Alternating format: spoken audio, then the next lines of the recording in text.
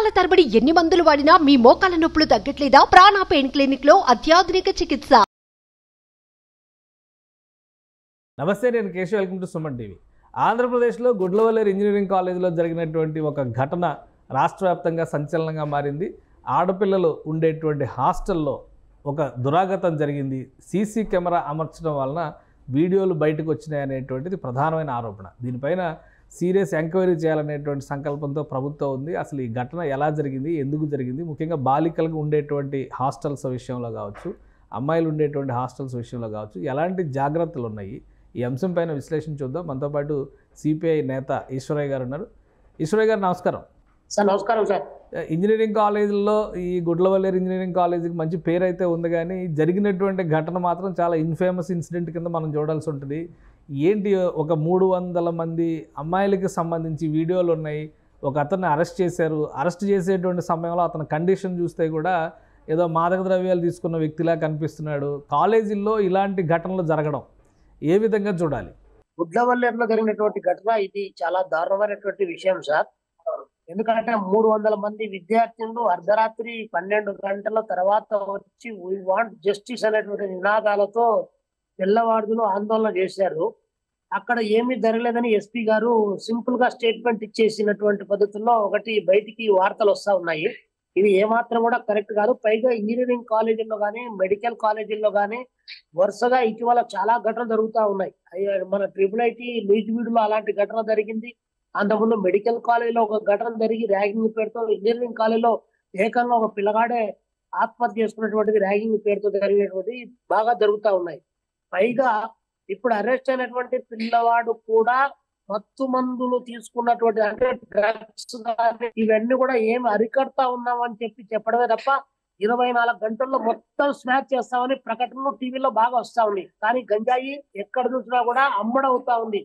ప్రధానంగా గంజాయి కేంద్రాలు అన్నటువంటి విద్యార్థులను మెడికల్, ఇంజనీరింగ్ అవి దాటి వచ్చేసి ఈరోజు చిన్న చిన్న ఇంటర్మీడియట్ కాలేజీలను కూడా వేదికగా చేసుకొని, కొన్ని వాస్ట్ కల్చర్ ఉన్నటువంటి స్కూల్స్ ను కూడా వేదికగా చేసుకొని అమ్మకానికి పెట్టారు. కాబట్టి మత్తులో ఉన్నటువంటి వాడికి కళ్ళు మిల్లు ఏమాత్రం కూడా కనిపించవు. సమాజము బాధ్యత, ఈ సొసైటీ పట్ల రెస్పాన్సిబిలిటీ అలాంటివి ఏమీ కనిపించవు. కాబట్టి ఇలాంటి ఘటనలు అన్నటువంటి కోకోలుగా జరుగుతా ఉన్నాయి.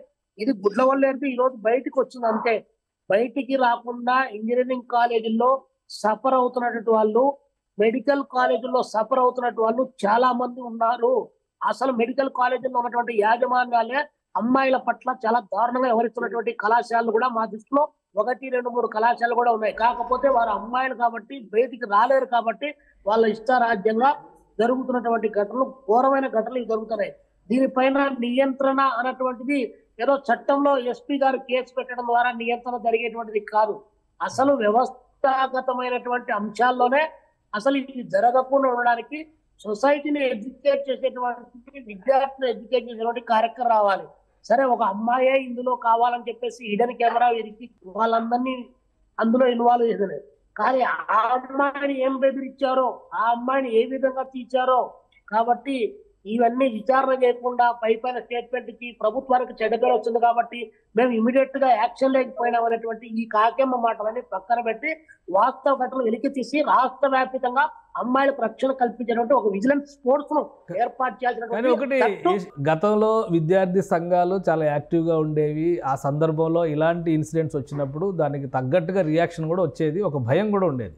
ఇప్పుడు యూనివర్సిటీల్లో సరైనటువంటి విజిలెన్స్ కానీ, కాలేజీల్లో కానీ, పిల్లలు ప్రవర్తిస్తున్నటువంటి తీరులో కానీ, అసలు ఇప్పుడు అతను హాస్టల్ రూమ్లో మద్యం సేవించో, గంజాయి సేవించో అలా దొర్లుతా కనిపిస్తే ఆ వీడియో, అసలు దానిపైన ప్రాపర్ విజిలెన్స్ ఉందా? ఆ పిల్లల ఆరోగ్య స్థితి పైన కానీ, వాళ్ళు ఎవరితో ఉంటున్నారు, ఎవరితో తిరుగుతున్నారు అనేటువంటి అంశాలపైన ఫోకస్ పెట్టేటువంటి యంత్రాంగం కానీ, ప్రత్యేకమైనటువంటి పర్యవేక్షణ కానీ ఏమైనా ఉందా? ఉంటే ఇలాంటి సంఘటనలు ఎందుకు జరుగుతున్నాయి? అసలు కాలేజీల్లో ప్రొటెక్షన్ కమిటీలు అనేటువంటి కొన్ని కాలేజీల్లో ఉన్నప్పటికీ అవి కేవలం నామమాత్రంగా మాత్రమే ఉన్నాయి తప్ప వేరొకటి లేదు. రెండోది, కార్పొరేట్ కల్చర్ విపరీతంగా కాలేజీల్లోకి పెరిగిపోయిన తర్వాత విద్యార్థి సంఘాలను అనుమతించకపోవడం కూడా ఈ దారుణానికి ప్రధానమైన కారణం. ఎందుకంటే ప్రశ్నించేటువంటి తత్వం విద్యార్థుల్లో ఉంటుంది. ఆ ప్రశ్నతో పాటు బాధ్యతగా మెలగాల్సినటువంటి బాధ్యత కూడా విద్యార్థులు ఉంటుంది. కానీ దాన్నే కంప్లీట్ గా ఈరోజు దాన్ని బంద్ చేసేటువంటి పద్ధతిలో ప్రభుత్వాలు వ్యవహరించాయి.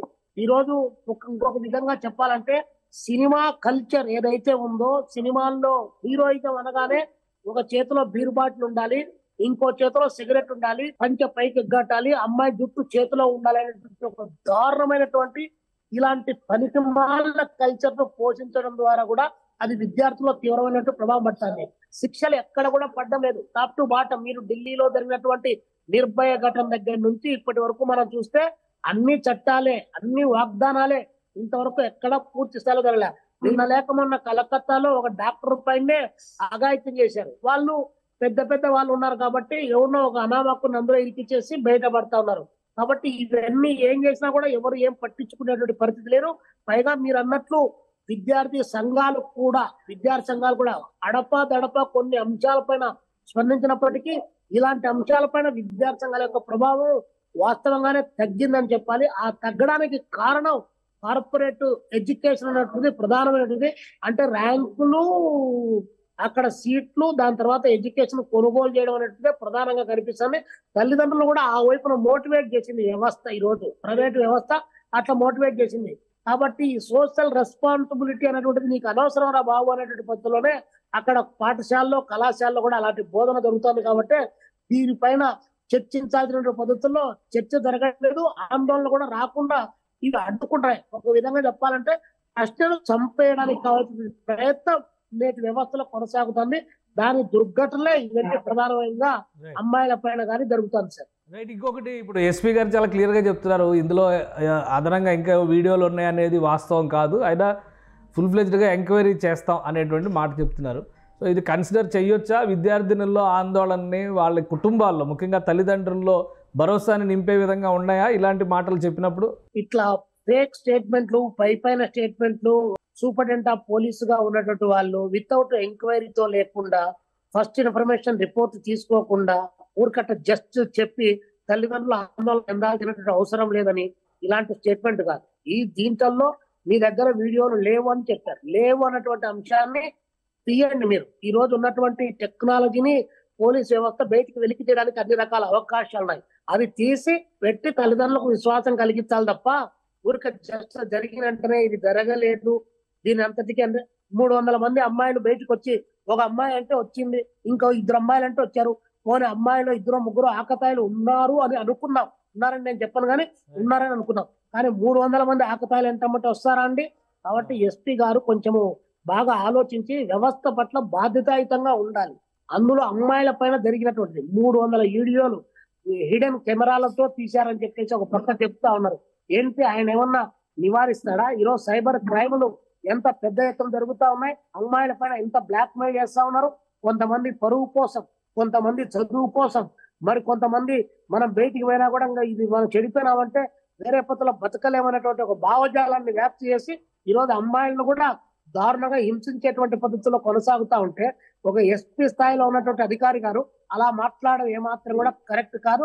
మేము సమర్థించడం లేదు. ఇంజనీరింగ్ కాలేజీల్లో, మెడికల్ కాలేజీల్లో, దట్టు ప్రైవేట్ కాలేజీల్లో, దట్టు కార్పొరేట్ కల్చర్ ను పెంచి పోషిస్తున్నటువంటి కాలేజీలో ఖచ్చితంగా హెరాయిన్, కొకాయిన్, గంజాయి ఇలాంటి మత్తు మందుకు బానిసలు చేస్తా ఉన్నారు. అది టార్గెట్ గా చేసుకొని మొత్తం దీని సెట్లు కూడా నడిపించేటువంటిది కూడా ఉంది. ఒకవైపున ఇంతకుముందు గతంలో ఉన్నటువంటి పవన్ కళ్యాణ్ గారు చెప్పారు 30,000 మంది మహిళలు ఈ రాష్ట్రం నుంచి వెళ్ళిపోయారు, ఎక్కడికి పోయారో తెలియదని చెప్పారు. మీరేమన్నా వెలికి తీశారా? ఈ 3 నెలల కాలంలో ఏమన్నా బయటకు వచ్చిందా? కాబట్టి ఇట్లాంటి మాటలన్నీ కాదు. కరెక్ట్ గా ఎంక్వైరీ చేయండి, వాస్తవాలు జనానికి చెప్పండి, తల్లిదండ్రులకు విశ్వాసం కలిగించండి. కాలేజీలో అంటే విద్యాలయాలు, ఆ విద్యాలయాల్లో ఉండాల్సినటువంటి బుద్ధిని నేర్పించండి. మీరు ఇష్టారాజ్యం, మీరే పనికి మళ్ళా బట్టలు వేసుకొని బట్టలు లేకుండా డాన్స్ వేసేటువంటి సినిమాలు ఇచ్చారు. దానికి పోయి మీరే మంత్రులు, ముఖ్యమంత్రులు పోయి పేపర్ ఆడిపోయి రిబ్బన్ కటింగ్ చేస్తారు. మళ్ళీ మీరు వ్యవస్థ బాగుండాలనేటువంటి తప్పుడు సంకేతాలు ఇస్తారు. ఇది ఏమన్నా సాధ్యమా? అంటే భిన్న స్వరాలు వినిపించే పద్ధతిలో వ్యవహరిస్తా ఉన్నారు సార్. దాని ప్రభావం, ఆ కల్చర్, ఆ విషయ సంస్కృతి నేడు విద్యాలయాల్లోకి ప్రాకింది. లాస్ట్ చివరికి మనం నట్టింటేకి వచ్చి బట్టలు లేకుండా నాట్యం చేస్తాను. దాని ప్రభావమే ఇదంతా. ఆ దుష్ఫలితమే ఈరోజు 300 మంది అమ్మాయిలు వీడియోలు తీయడం. రైట్. థ్యాంక్ యూ ఈశ్వరయ్య గారు, మీ అభిప్రాయాలు తెలియజేసినందుకు. ఇది గుడ్లవల్లేరు ఇంజనీరింగ్ కాలేజ్లో జరిగినటువంటి ఘటన పైన సీరియస్ ఇన్వెస్టిగేషన్ జరగాలన్నారు. ఎస్పీ గారు వేక్ స్టేట్మెంట్ ఇవ్వడం కంటే కూడా థరో ఇన్వెస్టిగేషన్ తర్వాత క్లారిటీ ఇస్తే తల్లిదండ్రులకి భరోసా ఇచ్చినటువంటి పరిస్థితి. మరీ ముఖ్యంగా డ్రగ్స్ విషయంలో అనేక విద్యా సంస్థలు చాలా విపరీతమైనటువంటి ధోరణులను ఎదుర్కొంటున్నాయి. విద్యార్థులు వాటికి బలవుతున్నటువంటి పరిస్థితి ఇప్పటికీ ఉంది. దీనిపైన ప్రభుత్వం కఠినంగా వ్యవహరించాల్సిన అవసరం ఉందని ఈశ్వరయ్య విజ్ఞప్తి చేస్తున్నారు. ఇది స్పెషల్ డిస్కషన్. Keep watching.